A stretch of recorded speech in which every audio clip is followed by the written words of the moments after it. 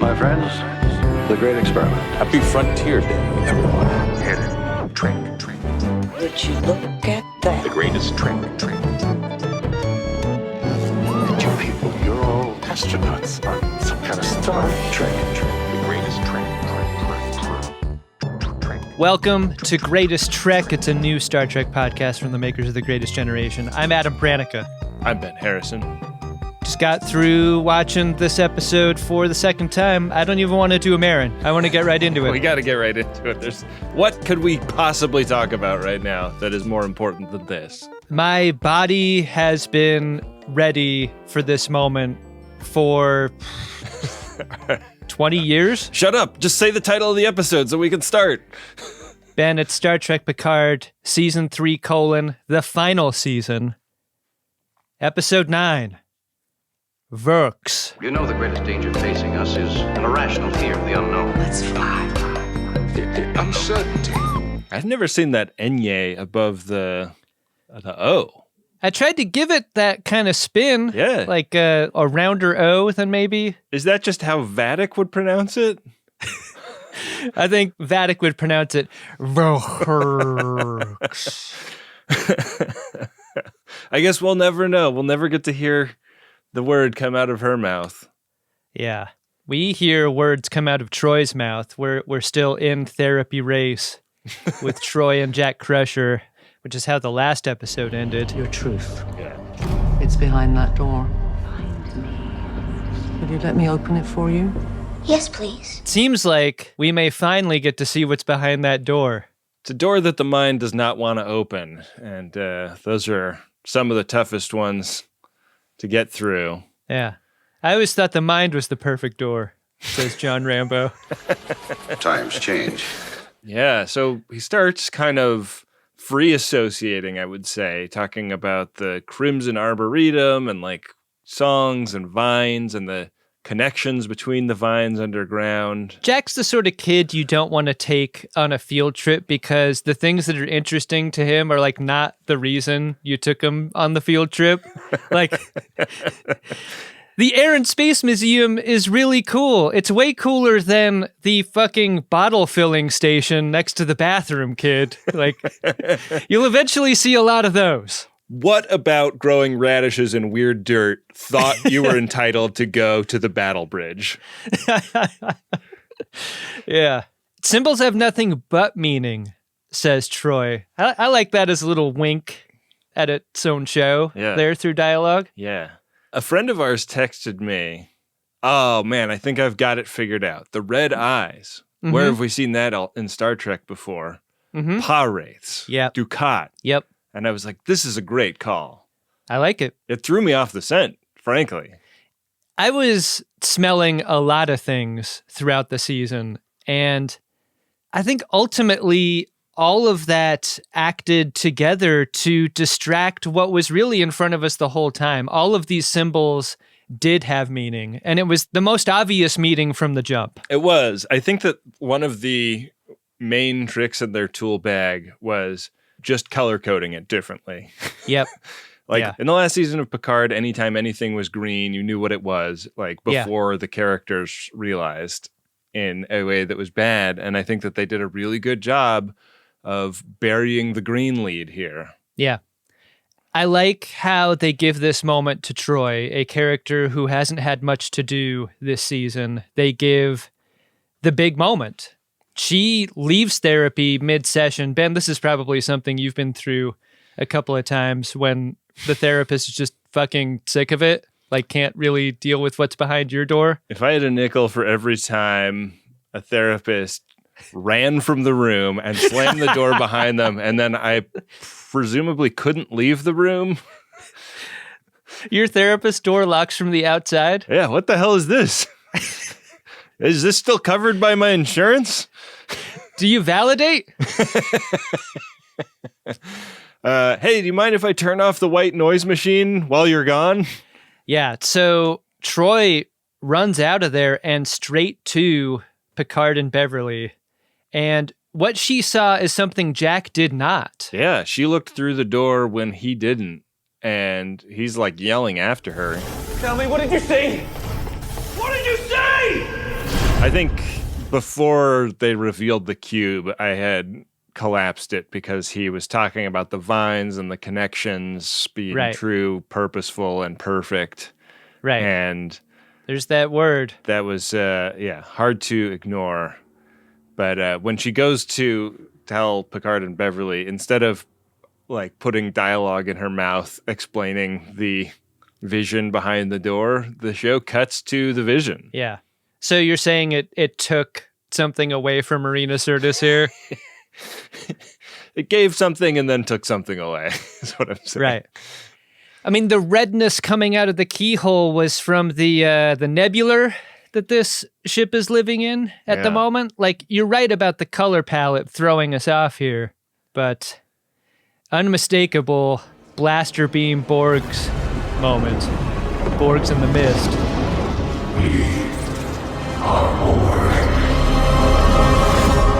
How'd you feel? Did you feel deceived? Or did you feel like this all locked together the way it should? I felt like it locked together. How did you feel? I'll get into this a little later, but I feel a little bit deceived by their not having used Alice Kriege's voice throughout the season. Yeah. I think it was in there a little bit. Like, I think that they kind of used a little bit of Vatic, a little bit of BQ, and a little bit of Beverly and kind of edited between them. I mean, I'm calling bullshit on myself too, because you can't. You just can't. Like, it's too recognizable and you just give it away. Yeah. Were you as shocked as Picard when we cut back to him? Because he is like jaw on the floor, shocked. Borg, that's impossible. Season after season, why does this keep happening to me? He shouldn't be surprised, should he? It's like the main thing about him. It's interesting to hear two parents argue this out, right? Because Beverly's all on the medical standpoint for this. It doesn't make sense to her. I mean, it doesn't make sense to Picard either, but on a totally different level. Jack has never been assimilated. Jack has no nanoprobes inside his birdie. Yeah. They know this. Yeah. But Beverly's there to do exposition on Picard and us, which is like, look, birds and bees don't have nanoprobes either, but they're still like flying in formation and climbing up on stamens and shit. Like they don't need to talk to each other to do all that stuff. So maybe there's like a biological evolution to this thing that they don't understand yet. There is an organic version of assimilation. Yeah. And the aromatic misdiagnosis was, in fact, perhaps Borg biotech. And the reason his body got saved was because Soong knew that there was something weird about that, unusual structure in his brain. But like everything having to do with Soong's science, he thought it was weird, couldn't really solve it, didn't really know what to do with Didn't it. get it across the finish line. Yeah, that runs in the family. Just lets it kind of play out. Yeah. They're like, well, we got to tell him. We got to go tell Jack right now. Yeah, Jack's sitting there like an idiot, not knowing what's behind his own door. Beverly's like getting ready to do it, and Picard is like, no, I've got to do it. This is something that I did to him. First time he's really taken any responsibility for a Locutus. Big moment for him. Yeah. I mean, normally he just leaves the room like he left the bar when Captain Shaw told his story. I thought Picard was just going to walk here. Yeah. But Troy has a moment that I found really interesting. She's like, look, there are rules about how to deal with a dangerous threat that Jack now presents. There's a protocol. And then we cut right to Picard going into Jack's quarters. So I guess the protocol is watch out. There's two guys with white coats and giant butterfly nets right behind the door. Right. We don't see them until later. What we do see is Jack's quarters. Are these the quarters that he was bragging about to crash LaForge? Oh, I thought he was still in the counselor's office because I thought this looked like a different location. Maybe. I was more focused on the folded up page from a legal pad that Picard pulls out of his coat pocket and says, Jack, there are a lot of people on this ship who really care quite deeply about you. And we're hoping you'll go to Vulcan and get help today. I just want to point out that on episode 9, of Star Trek Picard's third season, the final season, and our season of Greatest Trek, your Picard has gotten really fucking good, man.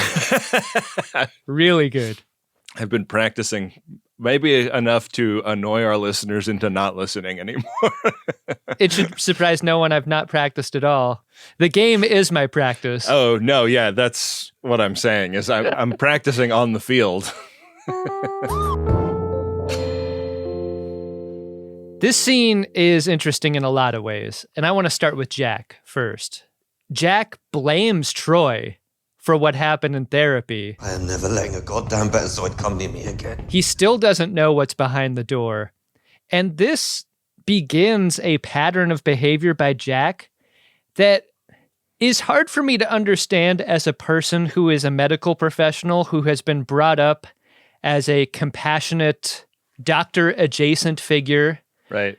raised with the values of a doctor.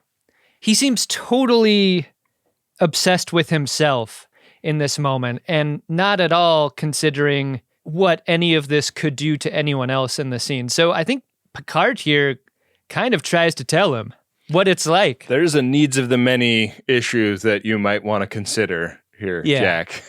I mean, it's a lot of information to process. He's finding out that he's a bee looking for a hive and that they want him to go to an asylum, basically.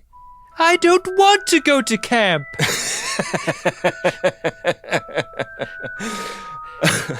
I don't want to be in the beehive tent. I don't want to go.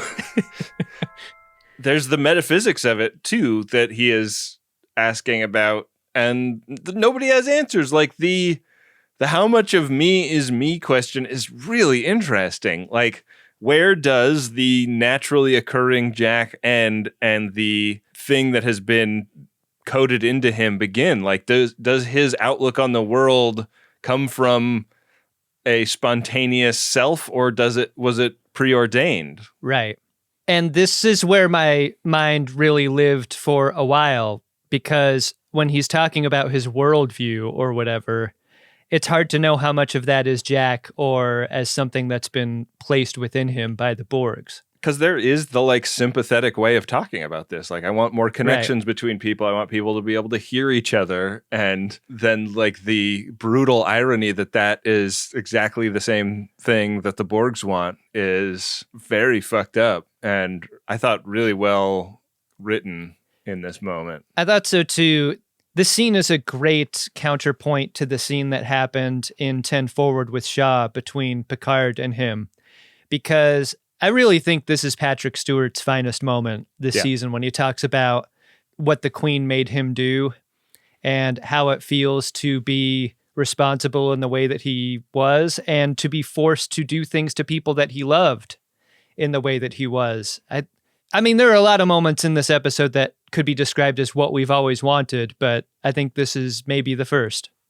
It's a fantastic scene. It's a tough scene. Yeah. This was definitely the hardest part of getting ready to watch this episode the second time. Right. Because I watched this episode last night and I was, my wife was like putting the baby to bed and getting ready for, going to the gym. And I was like watching with headphones on in the living room and just like a ball of emotion the entire time. And she would occasionally walk through the room to like get a water bottle or something and just notice me. And I was like, I'll tell you later. I'm just going through a thing right now. Yeah. And like firing it up this morning to like prep for recording today, I was like, holy shit. Like I am looking forward to some stuff in this episode. I am not looking forward to the beginning of this episode. Yeah, the episode really hits hard. And if you're a Star Trek fan the way we are, probably best to watch it alone. With headphones in. Yeah. I mean, you like to endure a lot of mental and emotional things with headphones in, so I get it. So Jack wants to handle this himself, which is kind of counter to what he was saying before, right? About, how a collective thinking is really what he rides for. Right. But it's like, don't meld me, bro, basically. He doesn't want it to be a situation where he doesn't have any agency in how this is solved for. So he gets ready to walk out the door, and the door opens, and there's a couple of security guys there. And boy, the face on the Trill one is like the most intimidating face I've ever seen. Yeah, they cast well for these guys, but I think this represents the weakest decision of the episode. You know, to go from a scene where Troy is like, there's a protocol, to the protocol being just two guys with phaser rifles guarding Picard in a situation where they know some of Jack's abilities involve taking possession of other people and making them do shit, puppet master style. I think you got to do some force fields and make the protection a little better. I also thought about what if they'd brought Data as muscle? Yeah. And I wonder if that was ever even considered in the writer's room, because it seems like Data would be immune, but maybe he wouldn't because of the golem. Maybe the golem is different or something. Yeah. I'm not so sure. I know you've got to write your way into and out of this problem, but I'm just not sure that... I just hate when characters who are smart act dumb, and this is a dumb plan. It was a bad plan. Jack is really intent on getting into the Borg Queen's face, and he gets on a shuttle. After a scene where Beverly confronts him, right? Right. And those same guards, he turns on his own mother. That's like even more painful. And he gets on this shuttle and gets a little instinctual, Borg information about where to aim the autopilot, and he goes to warp, and we're left with like Picard and Beverly looking out the window at their extremely bad plan having gone predictably extremely badly. I think we learned that the turbo lift can take you anywhere on the ship in 17 seconds, because for Picard and Beverly to both end up in the conference room together in the amount of time it takes Jack to jake that shuttle, it's amazing. Yeah. They could have just run to the shuttle bay. Yeah. Or like radioed somebody to close all the bay doors. This is really tantamount to a parent letting a child run away who has threatened to run away. Like, fine, if you want to see how hard it is out there, like, I'm through trying to stop you. Yeah. The scene of Data comforting Picard, I thought was really sweet as well. The absolute devastation that Picard is feeling, and the growth of the character of Data, like knowing that there's not really much he can do to relieve his friend of that. This is the most interested I've ever been in Data as a character. He is so interesting, and he personally embodies that strength that Star Trek has always had, which is like how it deploys something kind of funny and meaningful and emotional at the same time, or in succession. Yeah. I really like this moment too. Brent Spiner does that funny thing where like there's lore breath happening. Like there's a dialogue breathing that that he does when he does his lines that I think is really fun. I like listening to him talk. He's great in this scene and in this episode. Yeah. The shuttle arrives in a nebula that looks a lot like the one from the Shrike confrontation at the beginning of the season. Are we supposed to believe that to be true? Like, was the Shrike there because it was in communication with Borg's ships from transwarp conduits that led there? I wonder about that, because it definitely seems like it's got to be intentional that it looks so similar. But I was also like, didn't that one turn into space jellyfish? And some fucking nerd is going to enter in these coordinates that Jack did into the shuttle and figure out exactly where we're at. But you're right, that first nebula is all jellies now. Yeah. So it's Borg City in there. They show up really quickly. And we cut back to the Titan, where we're learning about how this all went down.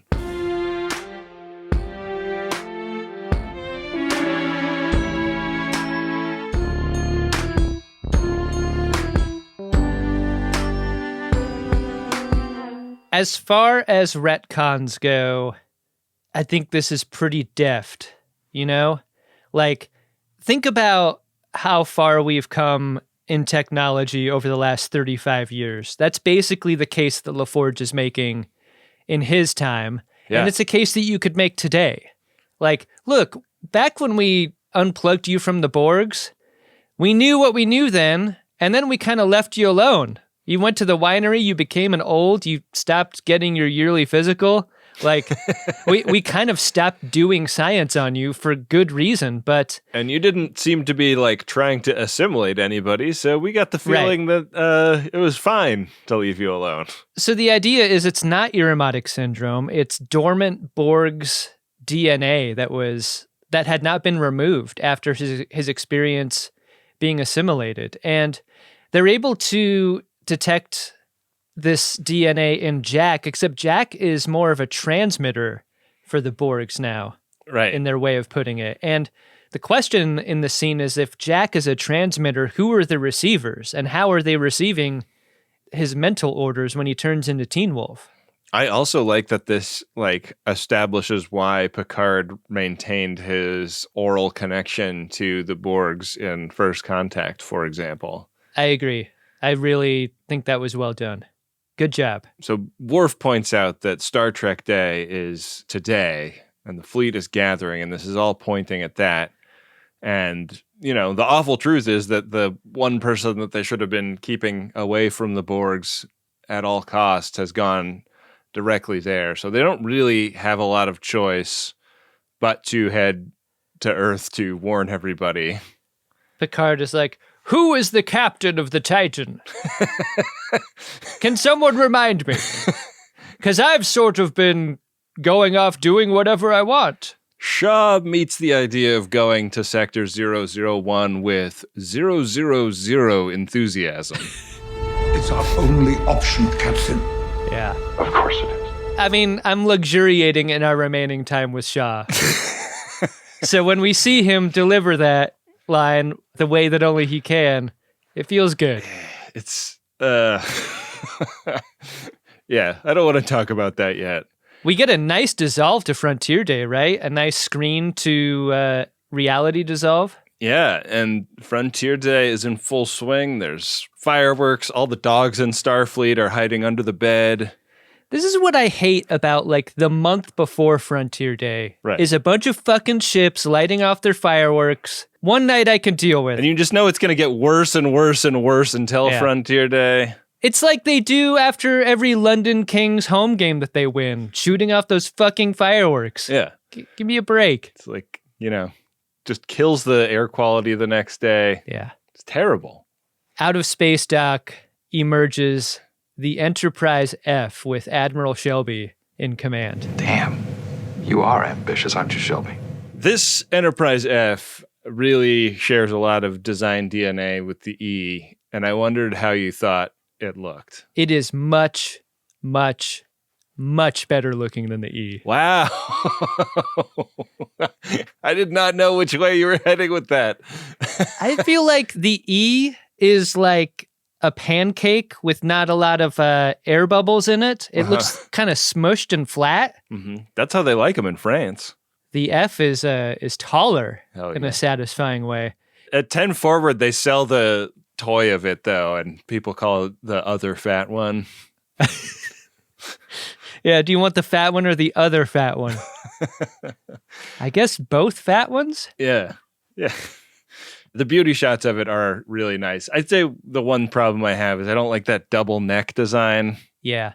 Like, which turbo lift do you take down to the deflector shield area? Yeah. It's like, hey, if you want it to take 17 seconds to get to 6 bay, take the port turbo lift. That's the express. Shelby makes her speech from the bridge, and I have disagreed mostly with the criticism of this show being too dark mostly, but this bridge of a ship named Enterprise is so dark and so desaturated, and Shelby's skin tone is so already gray. Like, of all ships, wouldn't the Enterprise look the most like its legacy a little bit more? This just kind of made me sad. It just looked so black and white. Yeah. Well, I wonder if that's symptomatic of this thing that the fleet has been sort of redesigned toward. Yeah. So she takes a long time to talk about Star Trek Enterprise, Jack beams over to a very TNG-looking Borg Cube playset. Welcome home, Jack. I love how familiar this looks. This doesn't even feel like a new spin. This feels like a Borg ship that we're familiar with. This, like, complete with the little diamond-shaped hubs that they shot at in Best of Both Worlds. The whole thing is there. Great detail. It looked really great and really spooky. I mean, I think it, like, the one way it's substantially different is how much scarier the lighting is than it was in, like, that first Borg Cube mission in TNG. But that's just like they have more time and more money and a better handle on how to do that now, you know? It feels like in Best of Both Worlds, it felt like there was room for, you know, people to walk 3 abreast through a corridor. Yeah. But this version of the ship feels far more claustrophobic, and the camera's in tight on Jack too, very intentionally, to make it feel that way. Yeah, there are too many cables for them to spread out and, you know, explore the space. They just get tangled up. Back on the Titan, I was a little surprised at how Riker clearly still hates Shelby from before. Like, they have not buried the hatchet. No. Our final frontier. I'll snap you back so hard you'll think you're a first-year cadet again. Still beef between Riker and Shelby. They really hang a lantern in this scene on the irony of her being in charge of a Borg-like modification to the fleet. Yeah. Like, I was almost like, hey, writers, like, we can connect the dots on that. Maybe that's, like, written for the person who's watching this for the first time or something, like isn't a Best of Both Worlds fan the way we are. Right. Or something. I mean, in some ways, it could be no one else, right? Like, let's workshop this. Like, you're going to drive the Enterprise F out of space dock. Who is its rightful captain at this moment in time? It has to be a familiar. Yeah. And Ro's dead. Fuck, Ro is dead. God damn it. And the entire Enterprise senior staff is now together on Titan. Right. I think that's a pretty short list, and I think this is the right choice. I agree. We hear the USS Pulaski name checked. Did you hear that over the radio? That's fun. I did. I was really trying to hear what some of the other ships and captain names were to see if those were other Easter eggs, but I didn't get anything else. I did a lot of the pausing to see the names of ships and so forth. That was fun.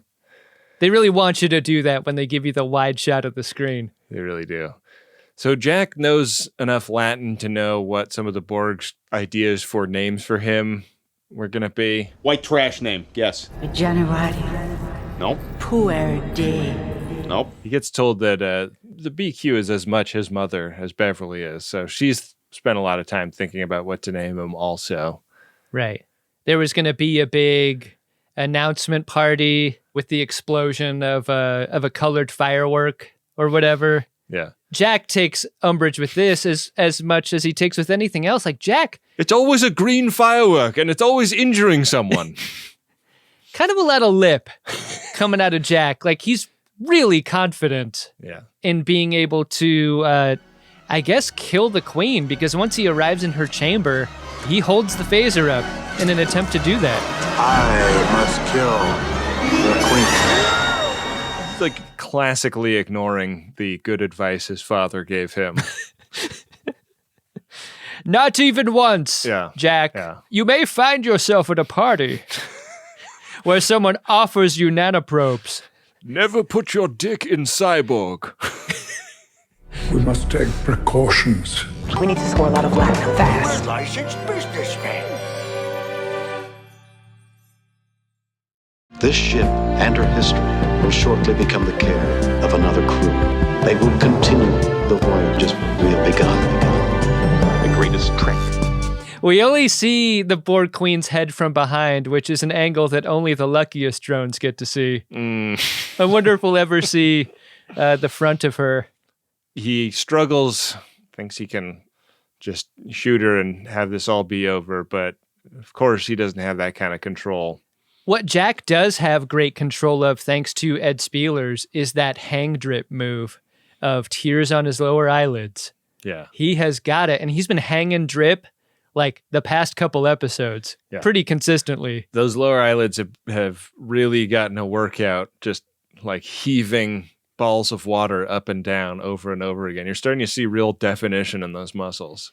I don't think we've talked enough about how good Ed Spielers has been this season. Like, he's being made to play one note, as in sick kid who doesn't understand why he's sick. Yeah. Or his place in the world or whatever, but he plays the note really well. He does, and I like that his character, like, I think that his character made a mistake in going to confront the Queen, but I like that his character is getting a little bit of agency again, and he's not just like along for the ride the way he has been for so many episodes. Well, agency between shuttle departure and the tubes going in to Jack's neck. Like, that's where the agency ends, I think. It really is. So we cut back to the Titan, and now they're in like a science lab talking about something else they've discovered.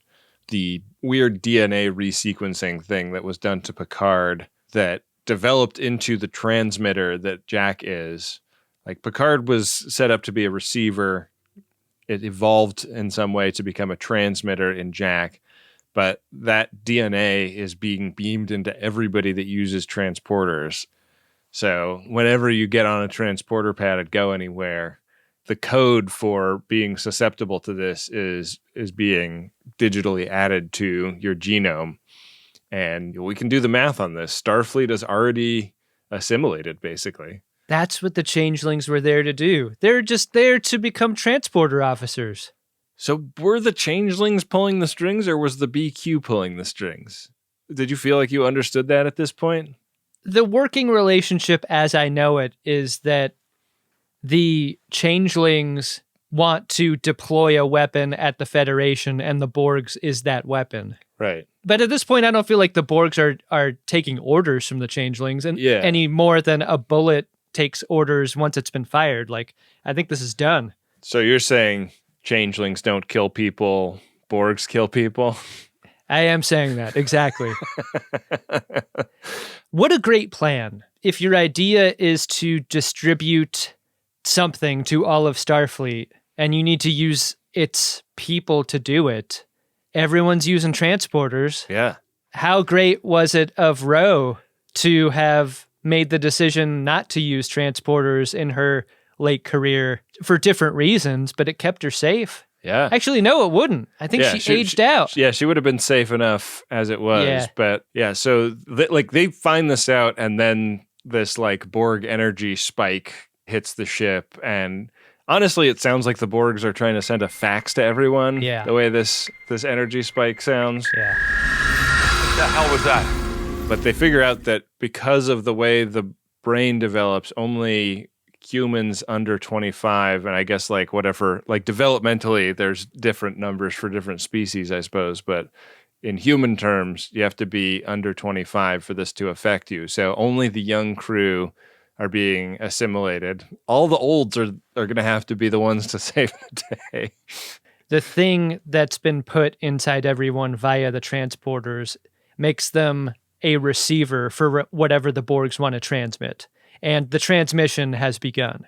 So all hell breaks loose. Like, we start to see like Geordi's girls getting Borgy. We start to see the Bajoran getting Borgy, and the lady with the green stuff on her forehead getting Borgy. And it's right when the demonstration of the fleet formation happens. Like, we're networking everything and everyone together, and now everyone's turning into Borgs at the same time.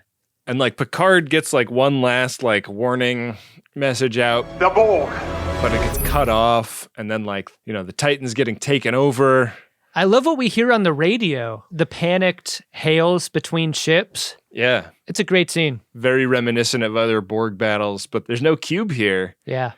We see kind of an event horizon device on a Borg ship, right? Yeah. Like, that seems to be the thing that's sending the signal out.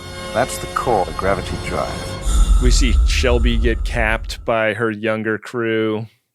Man. Yeah, the Youngs seem to be on a mission to kill. They're killing everyone who hasn't been assimilated. Kill all the non-assimilated crew. The older crew starts to play like old-timey music, or like orchestral music. To try and like drive them away. Yeah, and that doesn't seem to work. It only makes them madder. Eliminate all unassimilated.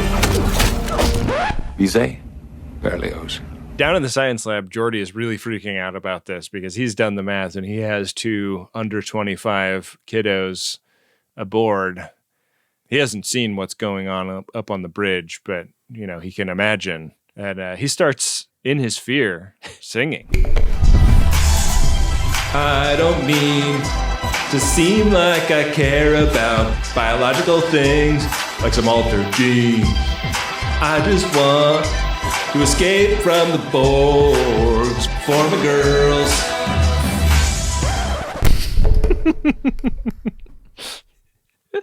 And Data's like, get a hold of yourself. And he like slaps him. There's no time for that kind of shit. You got to be kind of relieved, right? Because everything you and I know about old people suggests like a natural resistance to the idea of collective decision making for the greater good anyway. Yeah. So it doesn't read quite the same to people our age or the viewers at large. Right. But yeah. But it is seen as a relief for the older crew people. Yeah, Picard is like, let's move to a suburb they can never afford and kick the ladder out when we're done.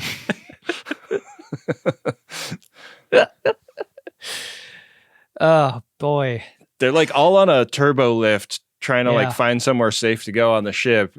And we hear the end of the great experiment, Adam. Yeah. Tell my family. I guess the crew of the Excelsior are old enough that they're able to retake the bridge and they try and break formation and get away from the fleet. And we just see their beautiful light blink out on the screen. At first, I was disappointed that we saw this play out in dots, the way so often you do on Star Trek. Yeah. But I loved feeling the banger. Like, you watch the dot disappear, but you feel it on the ship. Yeah. I like that compliment. I thought that was super strong. Yeah. It made it feel like really emotionally heavy. Like they feel super helpless in that moment because they're like in this little capsule. They can't even go anywhere. They're totally unable to do anything about it. They just experience it in isolation. Yeah. Picard orders stun only as they retreat within the ship during this firefight. Clearly having learned from his Ensign Lynch experience, right? Tough luck, huh? Yeah. I mean, he would like the same courtesy extended these assimilated officers that was extended to him. So Right. Maybe we can get them back. Yeah. I mean, put a pin in that question for later. But throughout the ship, people are getting murdered by these new Borgs. And on the bridge, once it's clear, Captain Mura announces that the takeover of the ship is complete. And the olds, having been gathered together finally, all of them, recognize that they can't stay and fight there. They have to leave. And Captain Shaw is the one that comes up with the idea of how they can go. There's a safe deck, a deck where no one is acting as security, where the maintenance shuttle is kept. And then Picard gets on the 1MC and tells that secret to everyone. Wherever you are, however you can, head to the sub-level maintenance corridor immediately. What are you doing, Picard? You can't do that. I mean, because he sends the message, but no one meets him. As far as I know, the only people on that shuttle are the senior staff. Yeah, well, I think it was the people that were on the bridge when he must be just broadcasting to like Geordi and Data and shit, right? You hope. I hope so. But yeah, that's... Have you ever seen an older person use a cell phone? Yeah. How do you think that's going in the heat of this moment? Did you see how many unread emails Picard had when he got on his phone to send that order out over the 1MC? I'd like this to ring on silent. I just don't know how to set it that way. That is now your chair, Captain. Oh, it's a new ship. So they're like in a hallway. They're getting set upon by assimilated crew members with rifles. Geordi's got a better idea than taking one shuttle out against the entire fleet, but he's not saying what just yet. And Shaw winds up kind of covering their retreat and getting hit.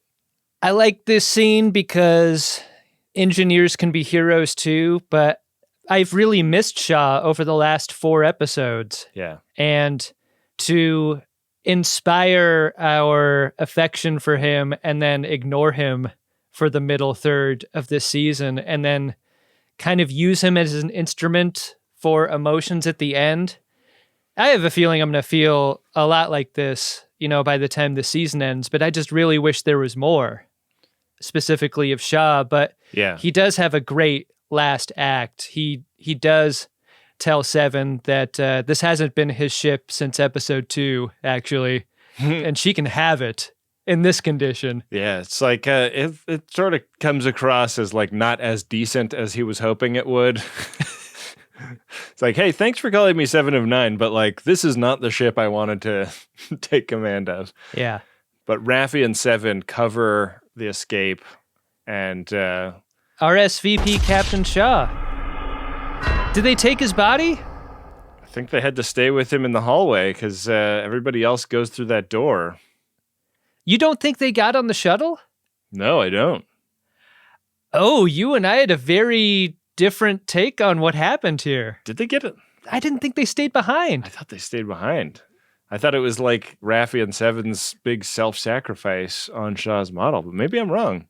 When they got together and they were like, well, the ship is a fucking death sentence to anyone who stays, I just took that as fact. Damn. Okay. I could see that now. I could see the story of episode 10 being told from these 2 locations. We'll see who's right, who's wrong. Yeah, we've got some bets to make at the end. We do. All I do is bets. No matter what. We get this very like ominous cut to the wide shot of space dock as the entire fleet in formation sort of converges on it. Sounds like they're going to kill space dock is the plan. Yeah, doesn't look good for space dock. Man, wouldn't space dock be assimilated too? It seems like a pretty high value assimilation, right? Yeah. And also like the Borgs are not assimilating everybody this time. They're going to kill the ones that try and hold out. Like they're like, we got the ones we wanted to assimilate already. Yeah, a young officer who does not prefer the transporter is in some pretty big trouble here. But the shuttle goes to warp and arrives back at the Fleet Museum, and we finally get to see what's in Bay 12, Adam. Like a retiree working on a hot rod in their garage. So too, Geordi has been working on a Galaxy-class ship in Bay 12. And like we've talked about a bunch over the years, what happened to the saucer on Verdian 3? There it is. We talked about this season, that this might be what was in Bay 12. Yeah, I think we won this bet. I mean, like pairing the beauty shots of the D with Picard giving us a good old-fashioned, oh yes. She'll fly. When they're wondering if this is what they're going to have to fly into the final episode. I kept wondering when I would be prevented from feeling this entirely, right? Like we're getting right up to the end of this episode and I'm like, fuck, if we just see the D and we're into the credits, my full spectrum of emotions will be stopped. But I really like how this is constructed in such a way where we don't just arrive at Bay 12. We don't just see the ship and hear about how it's constructed. We get to go through it all. Yeah. And I mean this like on an emotional spectrum. I went through all of it, starting now until the end of this episode. I was just a fucking mess because I was too. This is all I've wanted for since 1994, since I really grieved for the death of a science fiction show starship. Yeah. On a visceral level. And to be back here and witnessing its resurrection in this way right now, it's really special. Like, I'm getting chills just thinking about it. I couldn't believe how effective it was. Like, I was as affected by this moment as I was by the death of Ro Laren. Yeah, I was too. Like, I was in tears. I couldn't control myself. Think about what a miracle it is to get 2 of those in a season. I was so overwhelmed, man. Yeah. And they get that, and then they get bits out of it too. Like Picard does his carpet bit, and we get the computer voice. And they told the fans that they had Majel Barrett's voice encoded so that they could do that. And they have held back on that until now. They have not done that yet. And the fact that they had the restraint to save that for this moment, like you almost don't notice it. And then when you realize it, it's amazing. I think restraint is the word of the episode. It's the word of the season. And I think it may be the word of the series, because if this was season 1 of Star Trek Picard, and this is a question for you that I really want an answer for, like, do you think you feel it as deeply if you didn't go through what is basically a plastic bag over your head and a belt around your neck for season 1 and 2 as a Star Trek fan? Like, I don't think you release the same way if you don't get 2 other seasons before this. So you're saying that they intentionally made a couple of seasons of fairly weak tea so that they could really wallop us right at the end of the 3rd season? 2 seasons of Tantric Star Trek and then release in the 3rd. That's what I'm saying. Don't you feel it? Legendary title. What do you think? I think that's a very well made point. I don't know where you go from here if this was like episode 3 of season 1.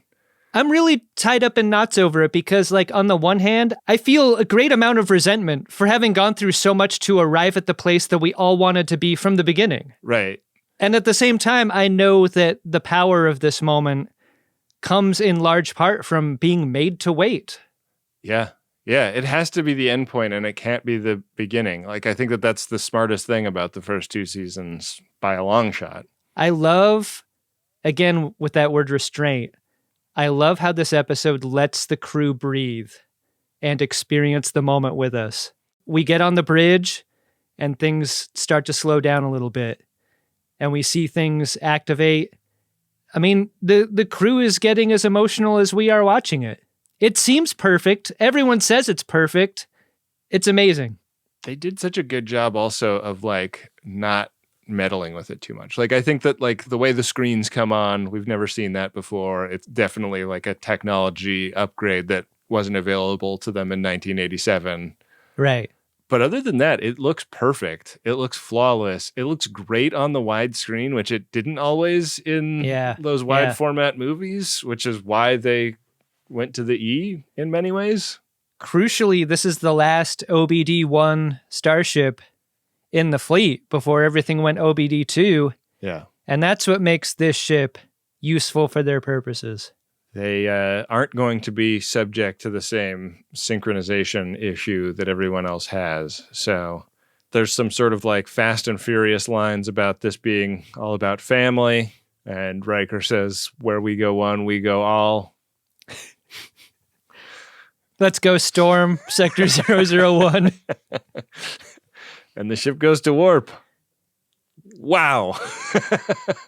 Wow. Wow. I could not believe the way I felt at the end of this episode. But I guess I'm curious, did you like this episode? She'll always bring it home. I'm very glad I watched it in private my couple of times before recording with you. And I think part of it is because it's so, like, outside of you, Ben, I have a very hard time expressing what Star Trek means to me. And I always have. And that's why I had to watch an episode like this by myself. Like, no one would really understand what this feels like to finally be back on this ship with these people that, these are not real people, but I love them and they are a part of my life. I know. And it's so weird, but it's true.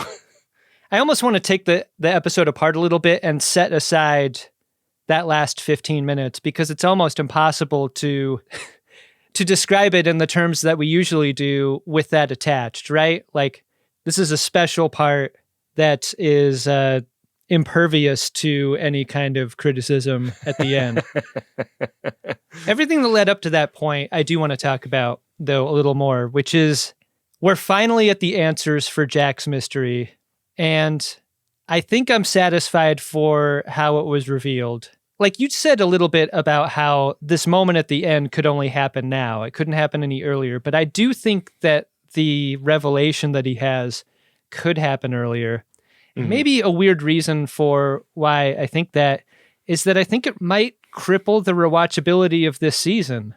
I'm going to rewatch this season, and I wonder how irritating it's going to be for there to be no progress with Jack's mystery story until the 9th episode.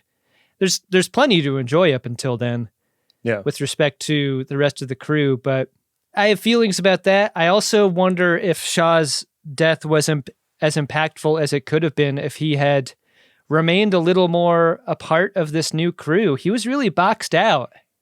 For, I guess, good reason. He was a dick to Picard, and he was a dick to everyone else. But, like, if we're talking about families, what a nice thing it would have been if the Enterprise D family had welcomed him in. Right. Instead of sort of taking over his ship the way they did. I loved seeing the ship variety and distribution that we got in the fleet. It would have been satisfying to have seen a fleet look like that in seasons past. I think it's jaw-dropping to see it at that scale. I thought I knew what the entire fleet would look like altogether. It was bigger than I thought it would be. It really, really looked amazing. Yeah. I think finally that Enterprise D set construction and the shooting of those scenes have to be among the best kept secrets in television history. I do not understand how that secret did not get out. I don't get it. It's a miracle that wasn't ruined for us. Totally amazing. I can't wait. I mean, like, selfishly, like, we're recording this a few days before it comes out. I cannot wait to see the Friends of DeSoto just going crazy on the internet when this episode drops. Because, man, and it's been all I could do to avoid posting about how fucking wild this episode is. Like, I really wanted to talk to you about it as I was watching it, but we never talk before an episode recording, so it feels cathartic to get this out at someone. I broke that protocol in posting on our company Slack that this is the best episode of television I've ever seen. I thought you were talking about Succession this week. I have not seen that. Yeah. I watched the first episode and I could tell it wasn't for me. What did you think of the episode, Ben? Well, like I said, Adam, it's the best episode of television I've ever seen. You really, that's honest. That is honest. I do think that there are flaws. I think there are missteps. That scene between Picard and Jack at the beginning, the deft way that they made this puzzle fit into previous seasons of Star Trek Picard, previous movies, and previous canon from TNG was so clever that, like, Jack getting away in a shuttle in a way that isn't, like, totally perfect couldn't bother me less. You know, like, it's fun to make fun of stuff like that, but I don't care at all. Like, I care a lot more about the universe that this takes place in being treated with the great respect of things about the universe being true and the characters' subjective experiences within that universe being true. And so, like, writing what the aromatic syndrome really was and, like, why Picard was the way he was in Best of Both Worlds and after and in First Contact, it goes a long way to explain the rage he felt in First Contact, which has, like, often been, like, one of the biggest things people criticize that film about. Right. Just him talking about what it was like for him is something that we've gotten very little of. And that is done as well as the construction of the Bridge of the D. Like, that is as finely executed as getting all of the little details of the Bridge of the D right. And I think it's super subjective too. Like, you have to be a big TNG fan to feel the feelings that we felt watching this episode. This episode doesn't work probably if Star Trek Picard season 3 is your first Trek. I totally, like, accept that. I'm not saying objectively this is the best episode of television. I'm saying, for me, best episode of television. I don't know how they can top it. Like, I don't know why it's episode 9, honestly.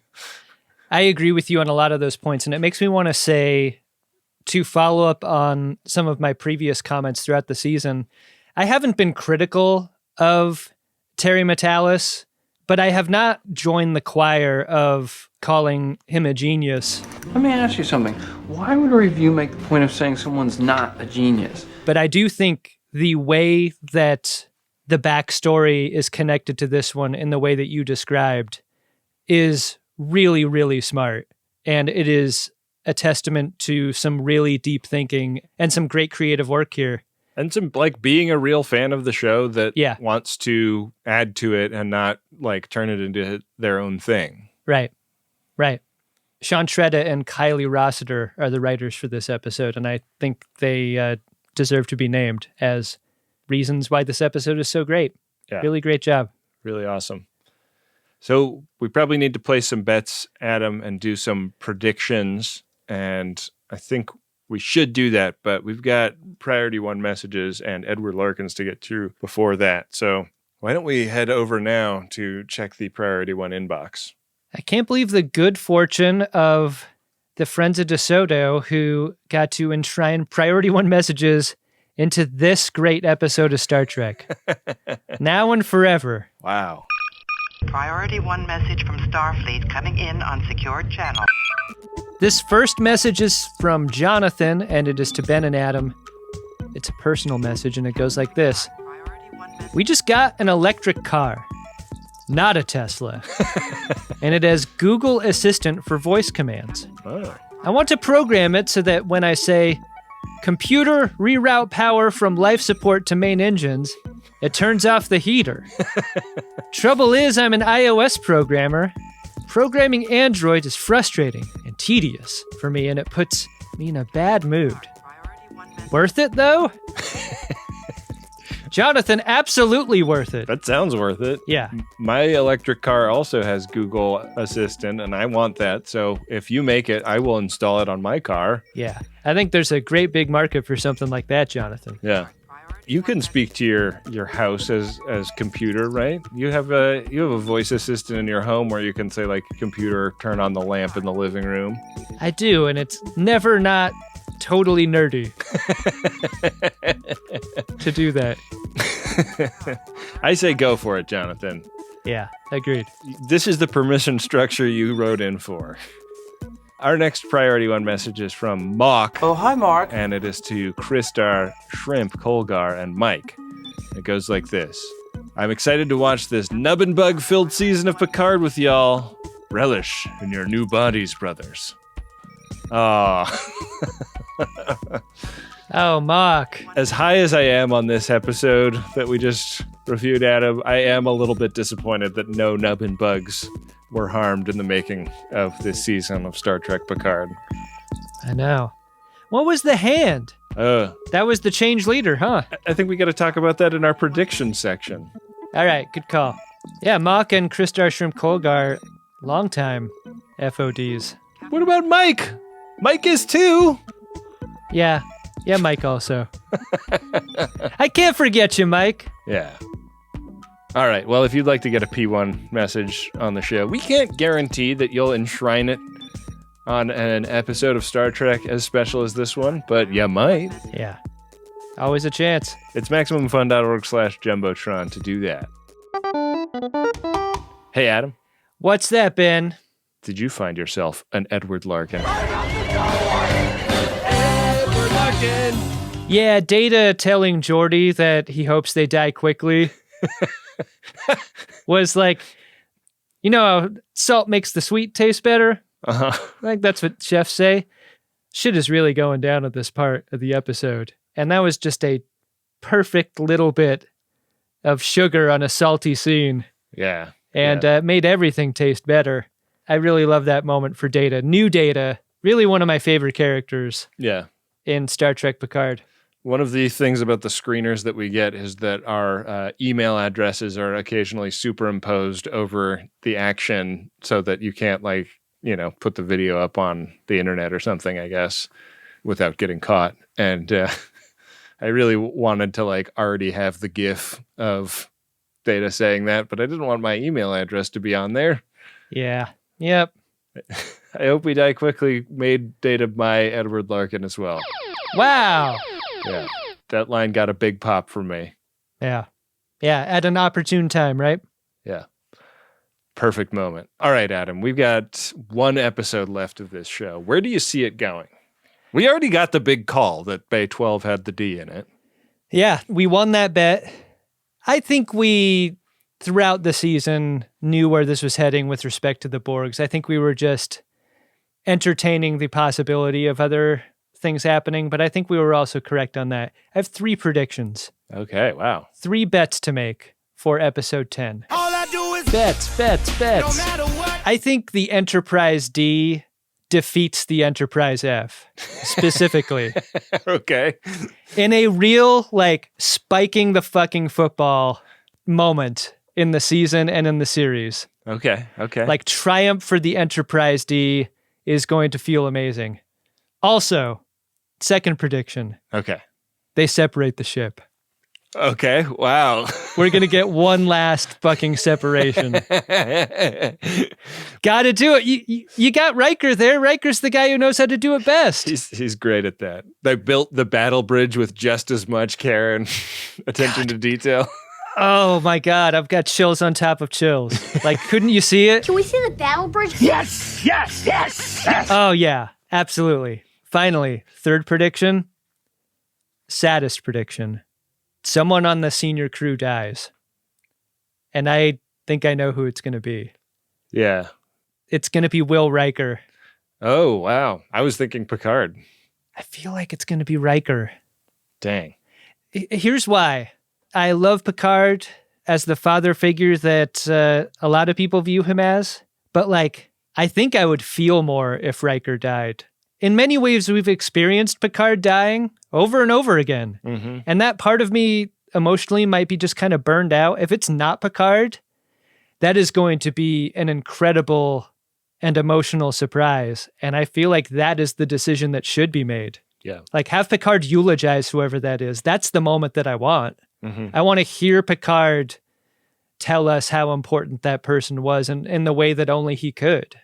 Those are my 3 predictions. What about you, Ben? Okay. I do think we are going to find out what the hand was.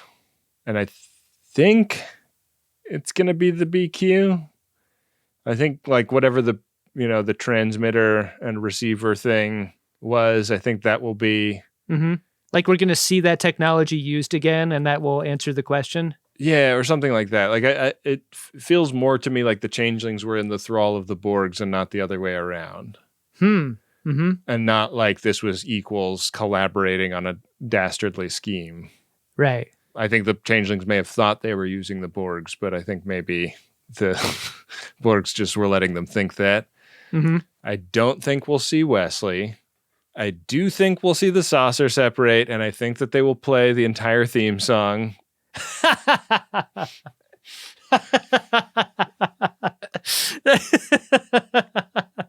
And that's the special cut. Someone's got a cut of that episode that has that scene. And I think Groppler Zorn probably makes an appearance in the final episode, Good morning. Wow. Yeah, that totally brings it together. Yeah. Full circle, baby. I'm really excited for the final episode of the final season, and that's coming up next week. We got one more segment in the show, Adam. That's right, Ben.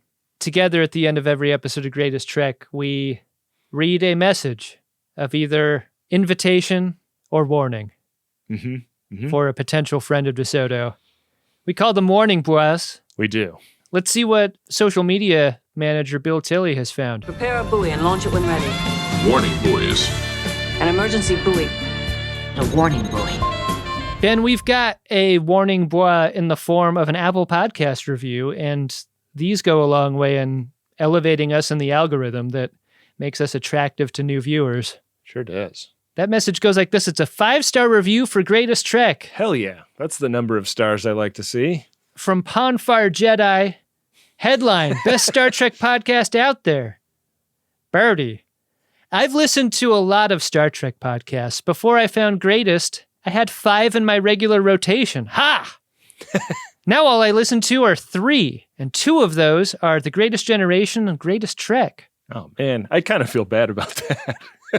I got a late start, so a late bloomer is what the review is disclosing to us. Uh-huh. Same. And I'm currently listening to season 2 of Voyager on Greatest Gen. Love you guys and your humor. Right up my alley. Keep the Trek coming. Also, a suggestion for a Greatest Trek episode, Star Trek Cruise Review.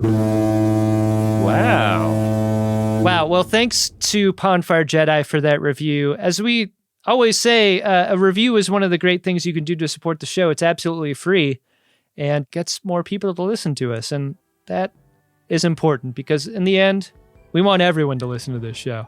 Everyone. Right on up to Vladimir Putin. We want to network all of the podcast listeners together. Yeah, if only people could hear our show, like the vines interlinking underground. It's perfect. Right. All right, well, let's throw the pod keys over to Wendy. She's going to bring us home with some credits. Thanks to everybody for listening, and we'll see you next week for another episode of Greatest Trek. And the last episode of Star Trek Picard. SVP. Greatest Trek is an Uxbridge Shimoda podcast on the Maximum Fun Network. It's hosted by Ben Harrison and Adam Pranica, and it's produced and edited by Wendy Pretty. We'll be back next Friday with a review of the Season 3 finale of Star Trek Picard. Cannot wait for that. And there are multiple ways that you can support the ongoing production of this show. If you're so inclined, you can set up a membership at MaximumFun.org/join. That gets you access to tons of great bonus content. You could also get a thing at podshop.biz or recommend the show to someone that you know. And those 5-star ratings on Apple Podcasts really do help too. We appreciate your support. Thanks to Adam Ragusia for creating the original music for Greatest Trek. You can find his podcast and his YouTube cooking channel by searching for Adam Ragusia. Nick Ditmore created the show art, and Bill Tilley manages the @GreatestTrek social media pages on Instagram, Twitter, and now Mastodon. Make sure you're following those accounts and use the hashtag #GreatestTrek when you talk about the show online. Thanks for listening. We'll see you next week on Greatest Trek.